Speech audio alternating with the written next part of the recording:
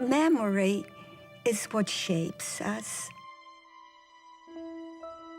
Memory is what teaches us. We must understand that's where our redemption is.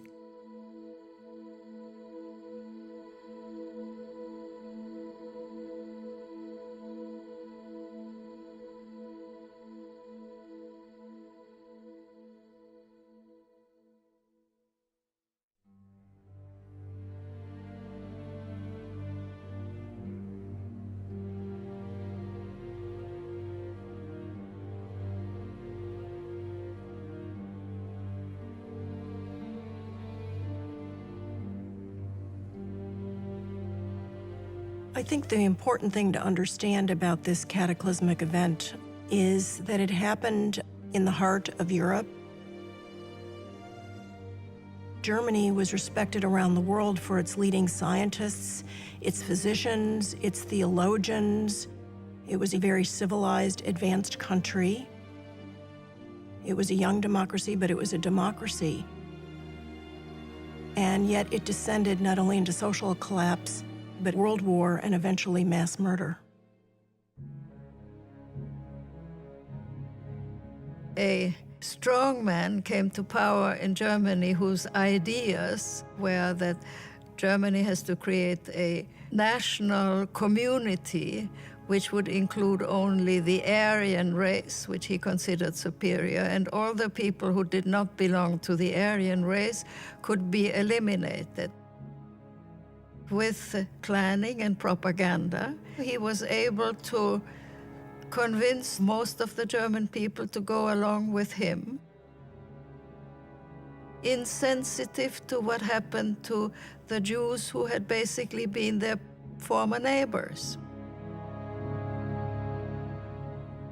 And he managed to build concentration camps and killing centers and finally gas chambers to annihilate 6 million Jews, and at the same time also millions of others murdered in a systematic government-sponsored way.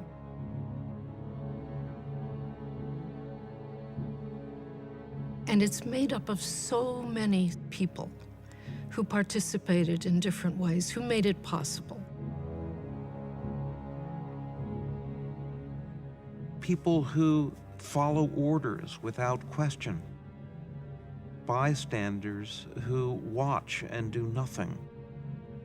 Ordinary men and women simply going with the flow.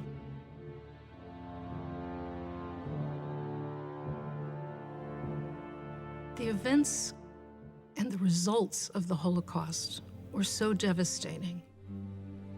It was an extreme that we can barely imagine. So mind-boggling that the temptations to forget and to repress, to just put it out of mind, are very real. But we remember. We remember because it is an unthinkable scar on humanity. We need to understand what human beings are capable of.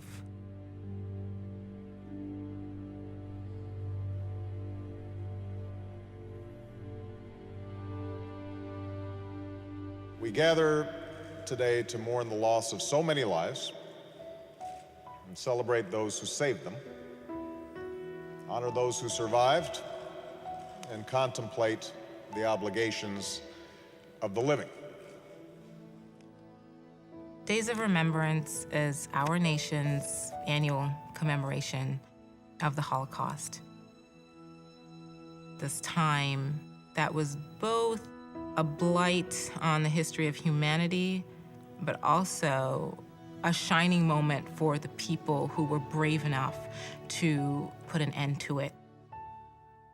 We are remembering, first and foremost, all the victims. And that is not only the Jewish victims, but there were many non-Jewish victims. Of course, the Jews were the primary target. The millions of innocent people, including my family and friends, who were killed because they were of the wrong religion, because they had no means of protecting themselves. It's also important to remember the rescuers. These were people who risked not only their own lives, sometimes the lives of their family, to save a fellow human being. And we also remember our American soldiers who were fighting to win World War II, and in the course of that, liberated these concentration camps. Those that arrived at the camps in 1945 and were just horrified with what they saw.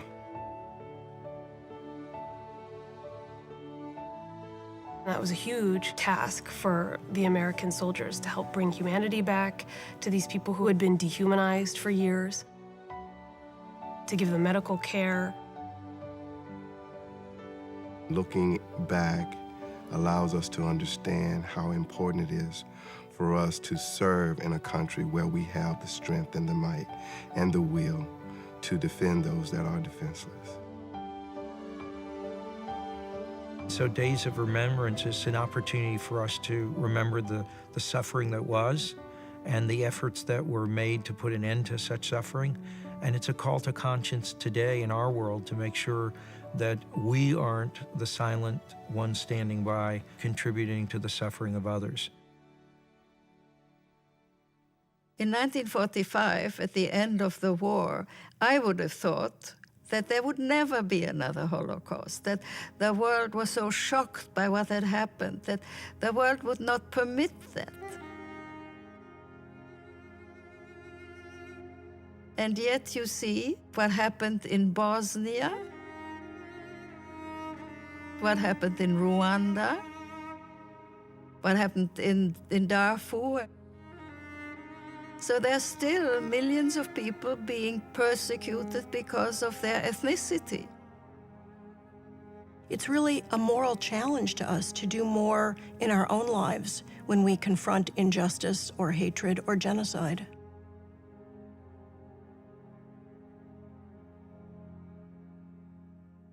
Those who suffered and died in the Holocaust, we can honor them today by not being silent. Remembering ties the past and the present together with a powerful, simple thread. This is not right. The important thing is that one should not become indifferent to the suffering of others, that one should not stand by and just raise one's hands and say, there's nothing I can do, I'm just a little one person. Because I think what every one of us does matters. It's not enough to curse the darkness of the past. Above all, we have to illuminate the future. And I think that on the day of remembrance, the most important thing is to remember the humanity that is in all of us, to leave the world better for our children and for posterity.